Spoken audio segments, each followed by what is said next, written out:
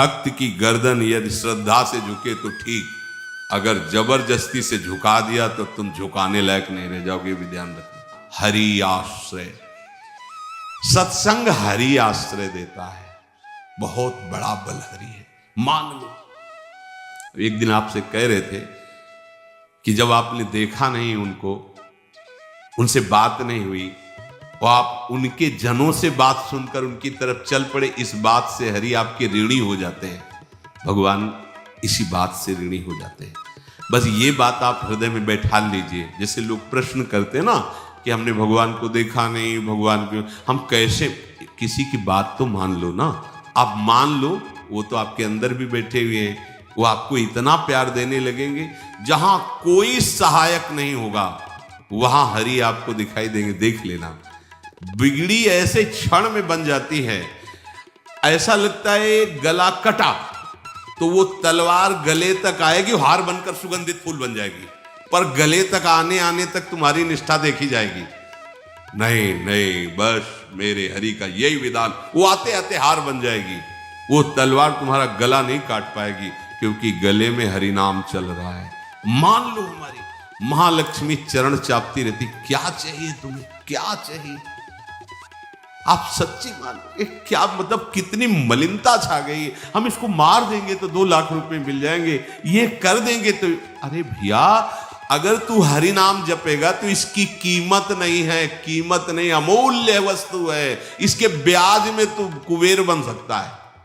मूल तो कभी खत्म होता ही नहीं है, ब्याज में तू ब्रह्मा बन सकता है। बनना तो चाहे, भक्तजन तो कहते हैं नहीं चाहिए मुझे ब्रह्मा का पद, परमेष्ठी पद, नहीं चाहिए सम्राट पद, नहीं चाहिए योग की सिद्धियां, मुझे प्रभु आपकी दास्ता चाहिए। ये बात कितना महासुख होगा उस भक्त को जो इन बातों को कह रहा है, नहीं चाहिए मुझे मोक्ष सुख नहीं चाहिए। वो ऐसे थोड़ी कह रहा है, श्रद्धा से नहीं कह रहा, अनुभूति से कह रहा है, मुझे नहीं चाहिए ये सब, इनमें वो सुख नहीं है जो आपके चरणों के समीप रहने में सुख है।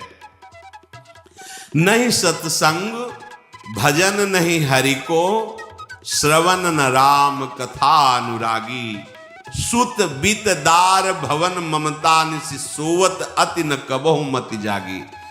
अरे तेरी बुद्धि सो रही है, जगा दे। पुत्र में, रुपया में, स्त्री में, मकान में, इसमें सबकी ममता होती है, सबकी, जितने सृष्टि में पैदा हुए, केवल सत्संगी की नहीं होती।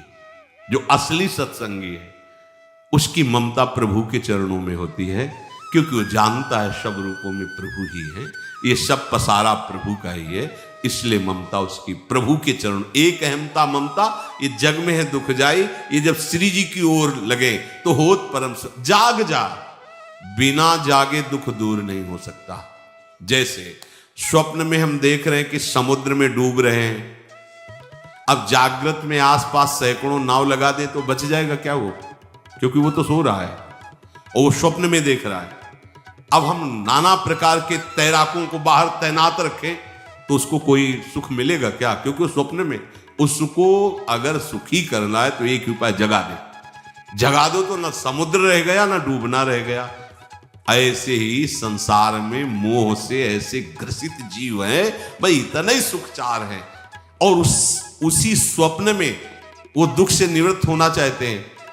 अब हम बाहर से उनकी कामनाओं की पूर्ति करने वाली बात करें तो क्या वो सुखी हो जाएंगे क्या? इसीलिए कोई साधु जो भगवत मार्ग का पथिक है वो कभी सपोर्ट नहीं करेगा जाओ ऐसा, वो जाओ ऐसा ही है जैसे उस स्वप्न में समुद्र में डूब रहा है, बाहर से हम जल जहाज नाव तैराक सब लगा रहे हैं, लेकिन वो नहीं सुखी होगा, क्योंकि उसके सुख का कारण तब बनेगा जब स्वप्न हटे। स्वप्न तब हटेगा जब वो जागे। जो सपने सिर काटे कोई, बिन जागे दुख दूर न होई, तो उसको जगा दो। साधुजन क्या करते हैं? जगा देते हैं उसको। जागो, कहां मोह निशा सब सो निहारा, देखे स्वपन अनेक प्रकारा, यही जग जामिन जागे जोगी। योग भगवान से जो तुमने वियोग कर रखा है, तुम जगो। जे ही जगोगे तो जे ही जाने जग जाए हेराई, जागे जथा स्वपन भ्रम जाई। कोई नहीं यहां। एक कल श्लोक, मत्तः परतरम नान्यत् किंचित् अस्ति धनंजय, मेरे सिवा कोई नहीं। ये कब पता चलेगा? जागने पर। तो हमें ये बहुत कुछ दिखाई दे रहा है, स्वप्न है। उमा कहूं मैं अनुभव अपना, सत हरि भजन जगत सब सपना। तो बोले तुलसीदास हरि नाम सुधा तजी, सठ हठ पियत विषय विष मांगी। अगर कहीं संतों के पास भी गए तो क्या मांग रहे हैं? हठ करके विषय विष मांग रहे हैं। वो आत्मदेव नाम के एक ब्राह्मण थे, सब कुछ समृद्धि थी, संतान थी नहीं, बड़े दुखी गृहस्थी में। हमारा कुल चलाने वाला होना चाहिए। बड़ा भ्रम बैठा हुआ, हमारा कुल चलाने वाला नहीं, तो सब बेकार, जीवन ही बेकार हो गया। बिना गुरु के यदि शास्त्र पढ़ोगे ना तो भ्रमित हो जाओगे। स्पष्ट लिखा, पुत नाम के नरक की उसको प्राप्ति होती जिसके संतान नहीं होती। अब तो गृहस्थ में बेचारा पड़े परेशान। उन्होंने सोचा इससे अच्छा है आत्महत्या कर लें। बहुत संतों के पास जाकर के यज्ञ करके सब अपनी कामनाओं की पूर्ति चाहते, दान पुण्य दे करके। उसने भी जितना उपाय हुआ किया, नहीं हुई संतान। मरने के लिए जंगल में उधर से एक सन्यासी जी आ रहे थे। देखा साधु तो ब्राह्मण तो थे, उठे प्रणाम किया। देखा उनको उदास क्यों हो? उनका महाराज उदास ही नहीं, मैं तो आत्महत्या करने आया हूं यहाँ जंगल में। अरे ये तो महापाप है, आत्महत्या तो बड़ी दुर्गति का कारण है। बोले महाराज अगर आप बचाना चाहते हो तो आप कृपा करो। क्या क्या चाहते हो? बोले हमारे पास सब कुछ है, बेटा नहीं दोगे तो हमारा जीवन बेकार। तो उन्होंने अंतर्दृष्टि से देखा और कहा 7 जन्म तक तेरे पुत्र नहीं भाग्य में तेरे लिखा है। तो उसने कहा फिर तो अभी मरते, आत्महत्या करते। 7 जन्म की बात, हम 7 दिन नहीं जिएंगे, हमें पुत्र चाहिए। संत का दयालु। देखो जिनके पास तपस्या और भजन का धन होता है, जब भगवान अधीन है तो कुछ भी कर सकते हो, कुछ भी कर सकते। प्रारब्ध मिटाना कोई बड़ी बात नहीं। प्रारब्ध जानते कोई देवता थोड़ी है, तुम्हारा पीछे का किया हुआ कर्म है। और इधर चोर का भजन है, भजन के प्रभाव से कर्म को नष्ट करने में देर थोड़ी लगती है। ये तो अच्छे शुभ कर्म करो तो तुम्हारा प्रारब्ध बदल जाएगा। भजन का प्रयोग प्रारब्ध बदलने के लिए थोड़ी है। पर वो ऐसा हट किए तो उनका देखो, हट करने से लाभ नहीं मिलता है उनका। हमें उपदेश नहीं, हमें पुत्र चाहिए। अगर आप भगवत प्रेरित होकर यहां आए हो तो आप हमें। तो उन्होंने तपस्या के बल से फल की रचना की। और जाओ अपनी पत्नी को ये फल पवा दो और इससे निश्चित पुत्र होगा। बहुत प्रसन्न, अब कामना पूर्ण थी। तो देख लो प्रभाव, देखो कामना का। प्रसन्न हुए आए। धुंधुली नाम था उनकी पत्नी, नाम भी बहुत बढ़िया था, धुंधुली। वो कहा कि देखो ये फल खा लो, तुम्हारी संतान हो जाएगी। बहुत मीठी बात बोलती थी, मृदुभाषी, कपट हृदय। अलग अलग क्षेत्र होता है, हृदय कपट और मुख में मीठी बात। बहुत संभल के व्यवहार करना चाहिए ऐसे लोगों से। मधुरिया बानी, मीठी, क्या मृदुभाषा। नहीं प्रीतम, आप चिंता मत करो, फल ऐसे थोड़ी खाया जाता है। नहा धो के पवित्र होके फिर। हाँ उनका ये बात, आप अपने काम में लगो, हम पा लेंगे ऐसा। अब आपको विश्वास है? बोले विश्वास तो है, इसमें क्या विश्वास, आप भी तो चाहती ना पुत्र हो। बोले हाँ। वो जो ही गए तो अपनी बहन को बुलाया और कहा सुनो, अभी तो हम 4-5 रोटी कढ़ी चावल सब पा लेते हैं, पूड़ी खीर पुआ। गर्भ रहेगा तो पेट तो उसी से भरा रहेगा, तो हमारा भोजन रुक जाएगा। बोले हाँ ये तो बात है। जब पेट बढ़ेगा, अगर घर में आग लग गई तो फिर हम भाग नहीं पाएंगे, तो हम जल जाएंगे। ये निगेटिव सोच वाले लेते। और पंडित जी तो इसी बात में लगे हैं कि गर्भ रह जाए तो क्या करें, तुम्हारा हम खाएंगे तो है नहीं, पक्की बात, पर करें तो क्या करें। पंडित जी को कैसे समझो? उनका देखो एक बात है, हमारे गर्भ है, हमारे कई लड़के हो चुके हो, गरीबी है ही है हमारे यहाँ। तुम कुछ पैसा दे देना और ये नाटक करना कि मैं गर्भवती हूं, बच्चा समय होने पर हम पहुंचा देंगे, हम घोषित कर देंगे हमारा बच्चा मर गया। तो पंडित जी को तुम नाटक में बताते रहना कि गर्भ है, बच्चा हो जाए। पंडित जी कह देना बच्चा हो गया है। तो बोले दूध पिलाने की समस्या आएगी। तो बोले ये तुम कह देना कि पहला पहला बच्चा है, हमारे वक्षा स्थल में दूध नहीं, हमारी बहन का था तो मर गया बच्चा, तो उनको बुला लेती तो बात बन जाए, बढ़िया बात हो गई। परीक्षा के लिए फल गाय को खवा दो।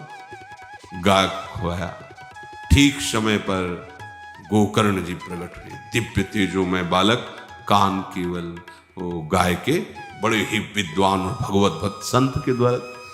कहा था 7 जन्म तुम्हारे भाग्य में, बच्चा नहीं तो नहीं है। देखा, गाय के हो गोकर्ण जी प्रकट हुए। उधर उनके जो बच्चा पैदा हुआ वैसे ही नाटक के द्वारा पहुंचा दिया गया, वैसे ही पूरा जैसा पहले पक्का हुआ। अब उसने कहा कि हमारे तो स्तनों में दूध नहीं, हम अपनी बहन को बुला लें, उनका बच्चा मर गया।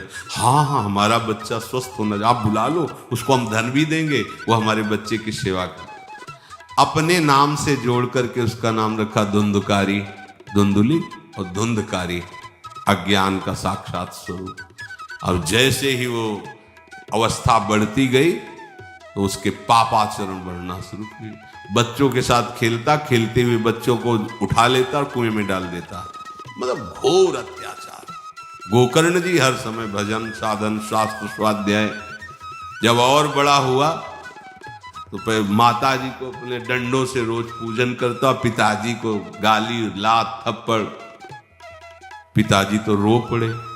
गोकर्ण जी से कहा कि बेटा, हमारी गाय से प्रकट हुए पर भरोसा आप ही का है, बचा सकते हो। तो बोले पिताजी जाओ यहां से, भाग जाओ यहां से, एकांत जंगल में जाकर भगवान श्री हरि का भजन करो। उन्होंने 2 श्लोकों में प्रदेश किया। दूसरा श्लोक है, धर्मम भजस्व सततम त्यज लोक धर्मान, सेवन सदा साधु पुरुषं जहि काम तृष्णाम, अन्यस्य गुण दोष चिंतन मास मुक्त्वा, सेवा कथा रस मोहो नितराम पिबत्वम। हे पिताजी, अब तुम लोक धर्म का त्याग करके भागवत धर्म को स्वीकार करो, एकांत में जाकर साधु महापुरुषों के संग से उनके उपदिष्ट उपदेश के अनुसार आचरण करो, प्रभु की लीला कथा सुनो, ना कोई कामना ना कोई तृष्णा, किसी के गुण दोष का वर्णन मत करना, और सदैव भगवत सेवा भावना में रहना, इसी जन्म में तुम्हें भगवत प्राप्त। वो तो उधर गए। इतनी पिटाई की उसने माँ की, माँ कुएं में गिरकर आत्महत्या कर ली। फिर तो मनमानी आचरण, कुछ वैश्याओं को रखा और चोरी करके लाया। वैश्याओं ने सोचा किसी दिन पकड़ा जाएगा ये और हम, तो उसके हाथ पैर बांध दिए, चारपाई में ला के मुख में अंगार, वो मरा भयानक प्रेत। कामना ने क्या किया? सर्वनाश। किसी को हरि विमुख होकर कभी सुख मिल सकता है? आप संतों के पास जाइए, अपनी कामना रखिए। हम ये नहीं कहते कि कामना तुम त्याग पाओगे, कामना रखिए, भगवान के पास जाइए, अपनी कामना रखिए, क्योंकि आप कामना से युक्त हैं। पर छूट इतनी दे दीजिए कि जिसमें हमारा मंगल हो वो करना। जैसे नारद जी भगवान से अपनी कामना रखते हैं कि हमारा ब्याह करवा दीजिए, और बाद में एक छूट दे देते हैं कि जेहि विधि होए नाथ हित मोरा। तो हरि को अच्छा लगेगा, गुरुजनों को अच्छा लगेगा कि इस कामना से इसका कोई जीवन बाधित नहीं होगा, वो पूर्ण भी कर देंगे। और अगर लगा कि इसका पतन हो जाएगा तो आप रोते रो तो भी कामना की पूर्ति नहीं करेंगे। उत्तम बात तो ये है कि कामना हरि की प्राप्ति की करो, वो सर्व सुख स्वरूप हैं। किसी का अन्य आश्रय अन्य बल ना लेते हुए अपने श्यामा श्याम के चरणों का आश्रय लेकर निरंतर भजन करो, तो ये अनुभव हो जाएगा कि सुख किसे कहते हैं। अभी तुम्हें परिचय ही नहीं मिला, सुख किसे कहते हैं। सुख सच्चिदानंद है, सुख एक रस है, सुख अविनाशी है। वो सुख सदैव बढ़ता रहता है, घटता कभी नहीं। एक रस होते हुए भी प्रतिक्षण वर्धमानम है, कभी कभी अंत नहीं होता इस सुख का। ऐसे अनंत सुख के लिए हमें मनुष्य जन्म मिला है। प्यारे, इसे मत खोइए। हर समय राधा राधा राधा राधा राधा, और किसी को दुख मत दीजिए। कोई गंदा नशा मत कीजिए, कोई गंदे आचरण मत कीजिए, गंदा भोजन मत कीजिए जिससे अन्य जीवों को कष्ट हो। ऐसा कोई भोजन स्वीकार मत करो। इसी जन्म में आप देख लेना, इसी जन्म में आपको वो वस्तु मिल जाएगी, निहाल हो जाओ। हम किसी पक्षपात की बात नहीं करते।